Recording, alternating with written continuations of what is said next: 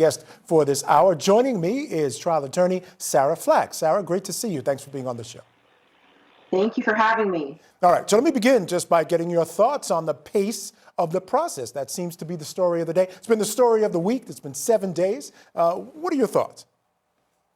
Well, it's totally common in a high-profile case such as this, a murder case on top of that, which are the most serious charges, obviously, in all of the land, and its high-profile nature. It does. Franklin Hogue was right. It can take 5 minutes for one juror or 6 minutes, and then another one, you're there for an hour, and sometimes even having to question a juror privately. It all just depends on what the juror says. And so jury selection, as you know, and as the viewers know, is the most important part of a trial.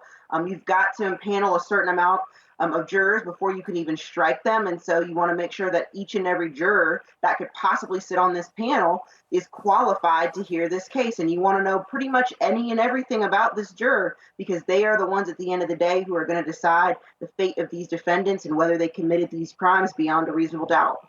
You know, it's interesting. Kevin Goff, who's the attorney for William Roddy Bryan, he shoots from the hip sometimes. He can speak in hyperbole, but sometimes he makes interesting points.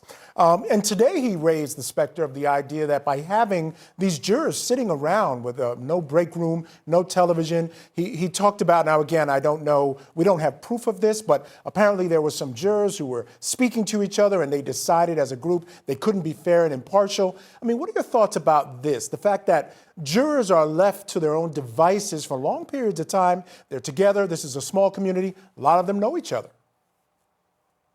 Well, I think it's something that happens every single day in jury rooms and courthouses all over the country, quite honestly. And it is a problem that I think we need to recognize and talk about. Now, whether they sit around and they're, kind of eyeing each other, that they don't want to be there, that happens now, but they're not allowed to talk about the case in any way. And so if they're doing that, if there's evidence of that, obviously that is something that is extremely troubling and needs to be talked about in front of the court because that is a violation, but it happens all day, every day.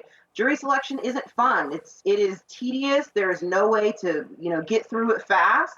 And it requires people to sit around and be available for when their number is called to be questioned. And so a lot of times that means sitting in the parking lot or sitting in the lobby of a courthouse, looking at your fellow juror for 6 or 7 hours a day, waiting on your number to be called to come in that courtroom. And that just sort of is what it is. But it's not uncommon. It happens all day, every day in courthouses across our country.